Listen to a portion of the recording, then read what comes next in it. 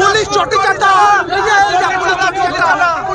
শুভেন্দুদাকে খুন করার চেষ্টা করেছিল, সে খুন করাটা অসফল হয়েছিল বলে আজকে বারাসাতের চাপাটালি মোড়ে শুভেন্দু অধিকারীকে খুন করার চেষ্টা করেছে এই রোহিঙ্গা তৃণমূলকে দিয়ে। বাইরে যখন এরা দাঁড়িয়ে ছিল পুলিশ ছিল, তাহলে পুলিশ কি করলো? পুলিশ চটি চাটা, পুলিশ চটি চাটা,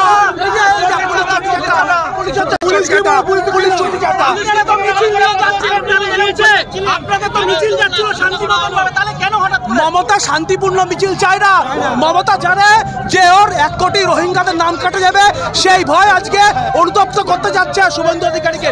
শুভেন্দু অধিকারীকে মার্ডার করার প্ল্যান চলছে শুভেন্দু অধিকারীকে।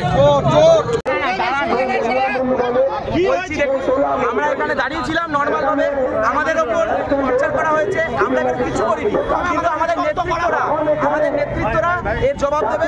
এর জন্য আমরা কিছু বলতে চাই না, যা বলার আমাদের নেতৃত্বরা বলবে।